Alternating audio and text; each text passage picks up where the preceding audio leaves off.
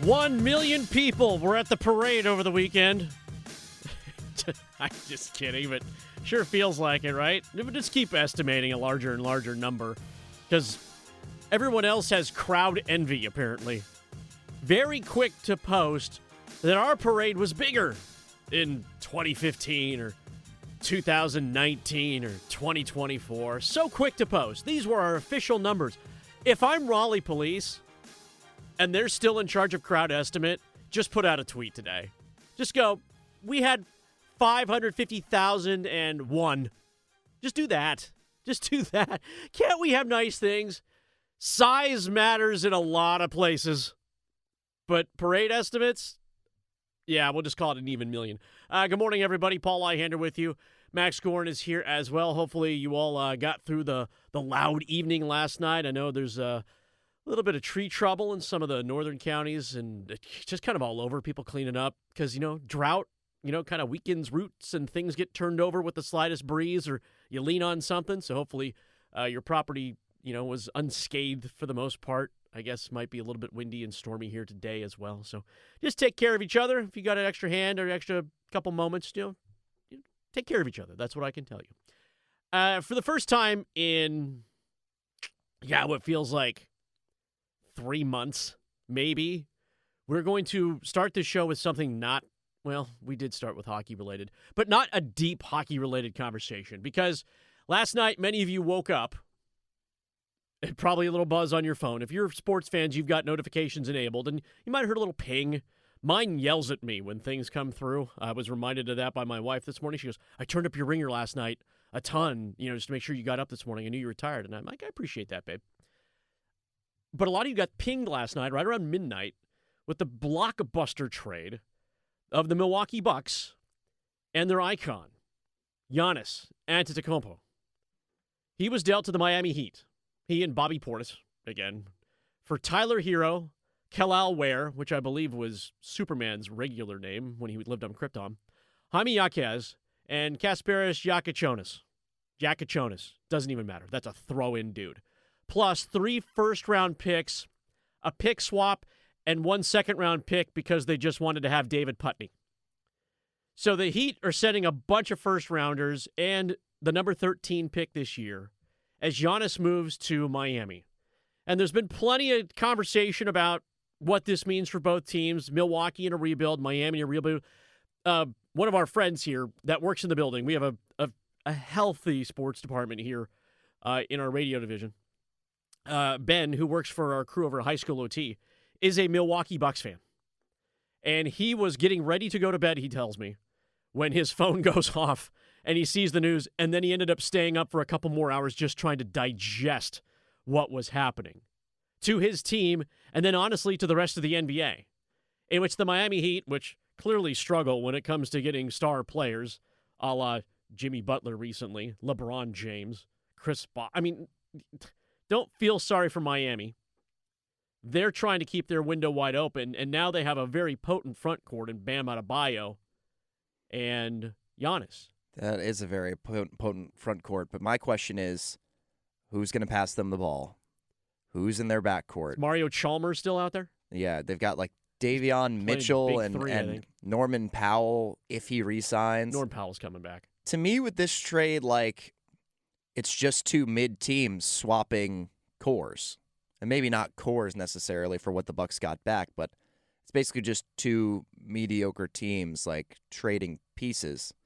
The Heat get Giannis and they get Bobby Portis, but again, they've got no guards, they have no depth, and Giannis is just kind of in a similar situation where he's going to be the centerpiece of a team without that much help surrounding him, to me. And again, I don't want to disrespect Bam Adebayo and Norman Powell, but that is not exactly a frightening roster to me as a fan of a team and a fan of a rival team in the Southeast Division. And then Milwaukee, it's got to be basically full rebuild at this point.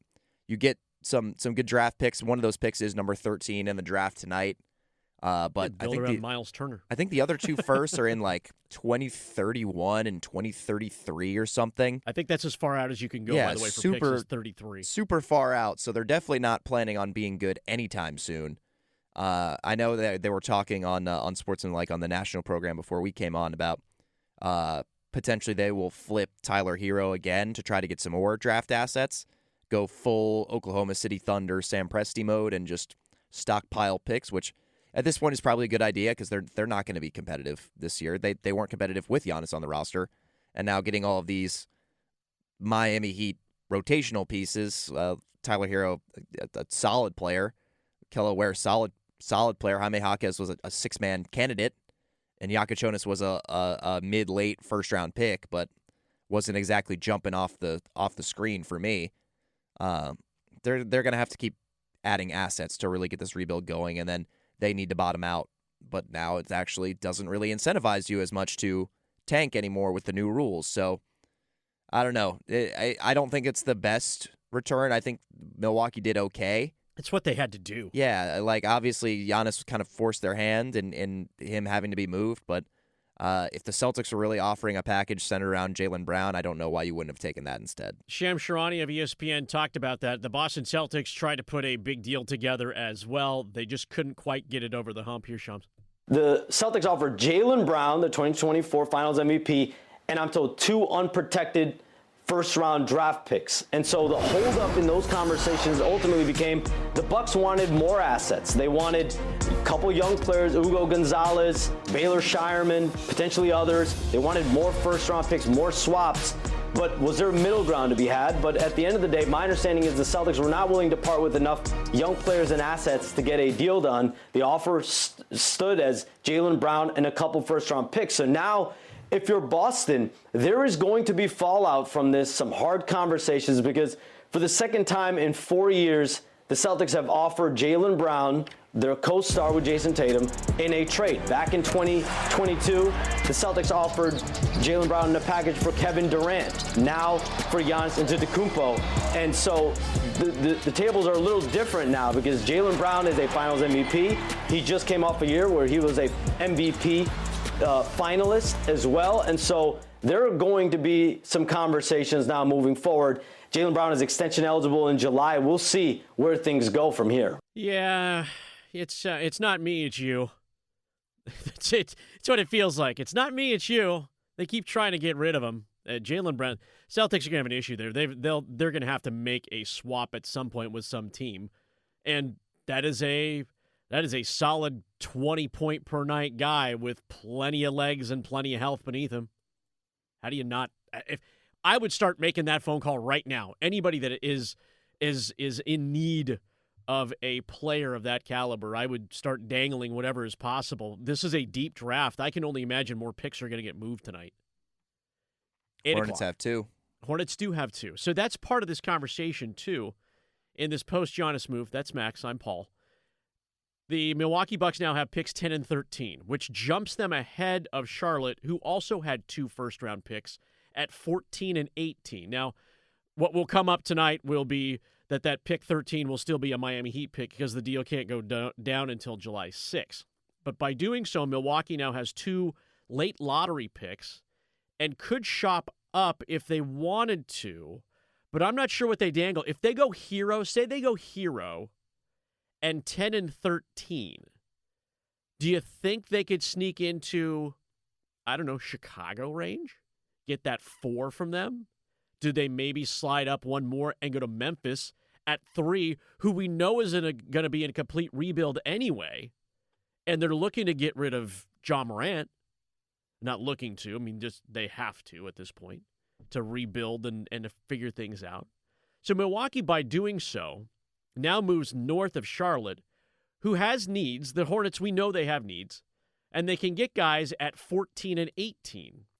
And it depends on exactly what seems to be, knowing that we have all this movement. Is it possible tonight that if they don't stay put, Milwaukee doesn't stay put, that they move up? Because right now what's being mocked to Charlotte is not necessarily game-changing talent. It's developmental talent for sure. Yeah. But guys that are going to play 12 minutes a night. And based on last year's haul that the Hornets had, Lightning, you pray strikes twice. I'm not sure if it can. Yeah, they don't have that high fourth overall pick like they had last year when they got Concanipple, but a lot of the smoke that I'm seeing kind of on social media is the Hornets seem to like Bennett Sturtz a lot, potentially at that number 18 pick, the guard from Iowa. Previously had played at Drake under Ben McCollum.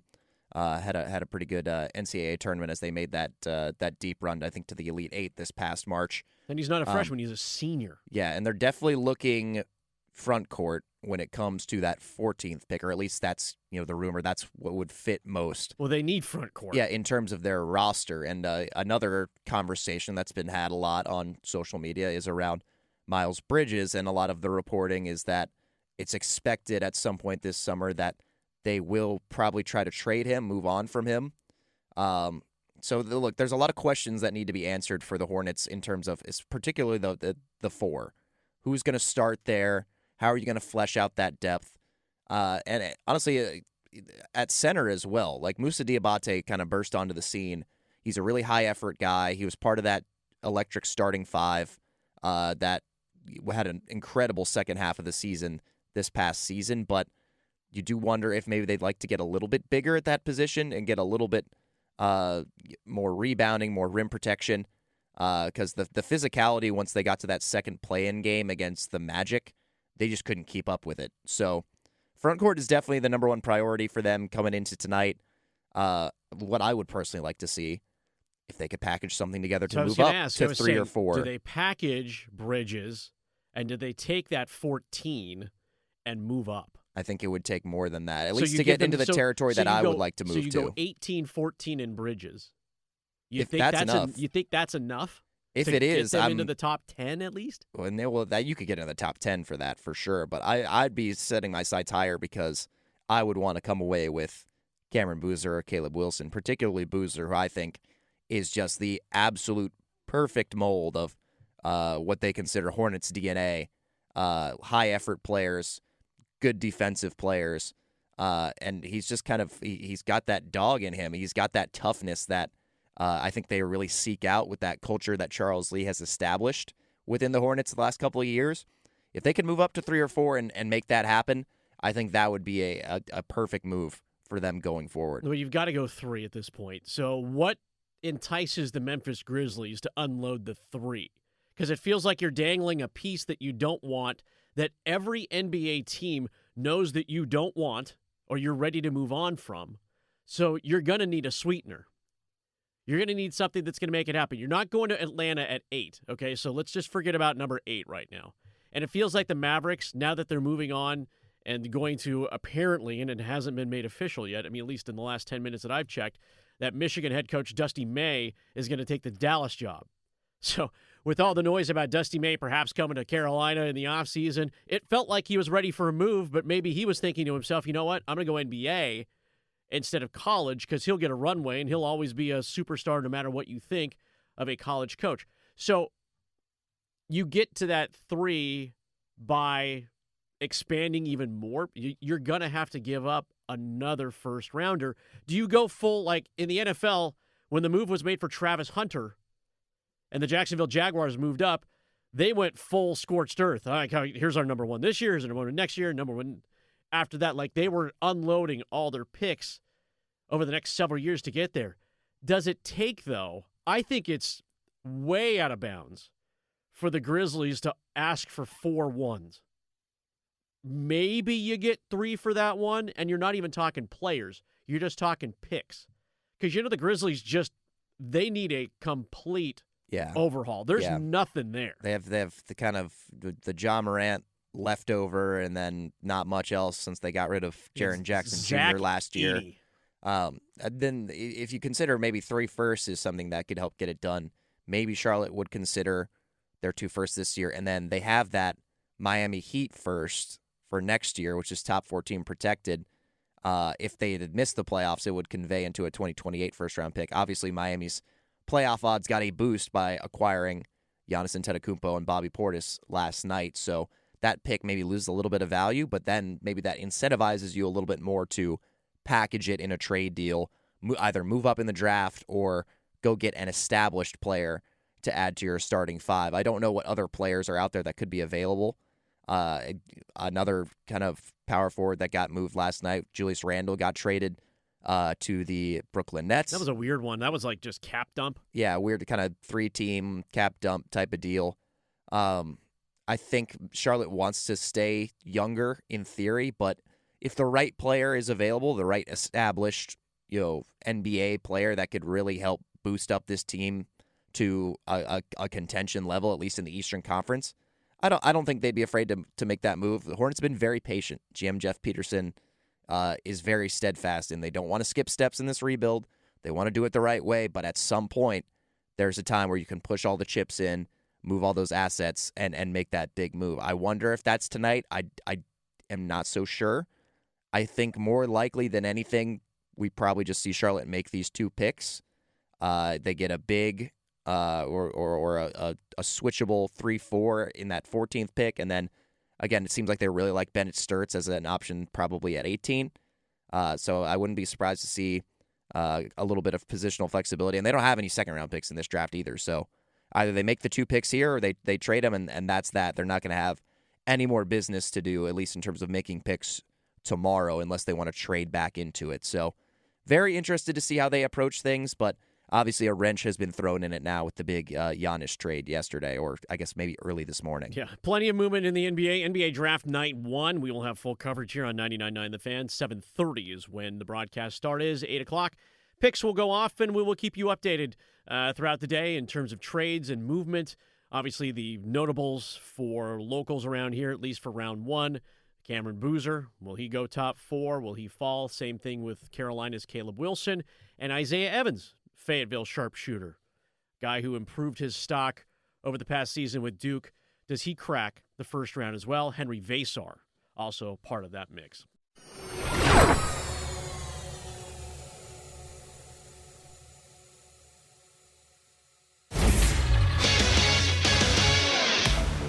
I'm Max Goren with 3 things you need to know right now from 99.9 The Fan. UNC baseball could not secure their first national championship in Omaha last night as they were blown out by Oklahoma 13-2 in Game 3 of the College World Series Finals. It was the first appearance for Caden Glover to result in a loss for the Tar Heels this season. UNC was previously 29-0 in games featuring the star freshman pitcher. Giannis Antetokounmpo has finally been traded. The Miami Heat are acquiring Antetokounmpo and Bobby Portis from the Milwaukee Bucks in exchange for Tyler Hero, Kalel Ware, Jaime Jaquez Jr., Kasparis Yakachonis, and a haul of draft picks. One of the picks acquired by Milwaukee is number 13 overall in tonight's first round. The NBA's future stars will find their new homes tonight in the first round of the 2026 NBA Draft. Duke's Cameron Boozer and UNC's Caleb Wilson are expected to be drafted in the top 5 picks. Hear every pick of the draft right here on 99.9 The Fan. The Washington Wizards are on the clock at 8 p.m. For all the latest news on your favorite teams, download the 99.9 The Fan app or visit 999thefan.com.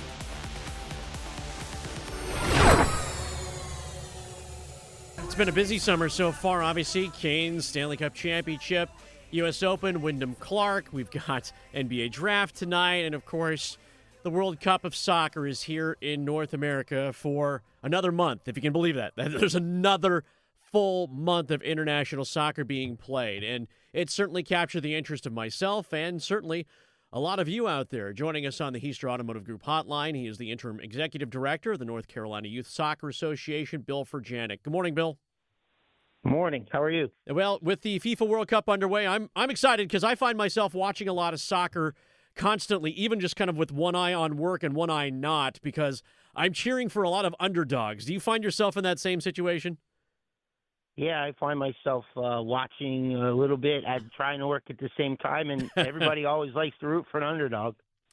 There's no doubt about it. You know, with the World Cup underway here, and a lot of kids, obviously we know the Triangle's, very healthy youth soccer population. The jerseys are everywhere before, after, and certainly during those games. When the World Cup comes around, especially when it's internationally, there's always kind of like, oh, cool, that's cool. But then when it comes here, and it's here in the United States and here in North America, that feels like it takes on a whole nother meaning. Yeah, it does, because now you have an opportunity to see the people that you see on TV up close, because you have an opportunity to go see some games. So you have a really good chance to see some really good games, and it's on our home soil, so it's always fun to have that happen. So, Bill, what's the NCYSA, and I know that's just initials. What's the North Carolina Youth Soccer Association trying to do to kind of capitalize on this moment with the world's eyes on the soccer stage here?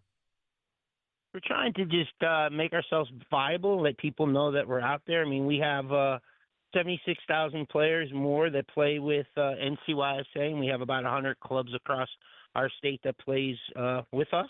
And it's just an opportunity for us to get in front of our families and our children across North Carolina.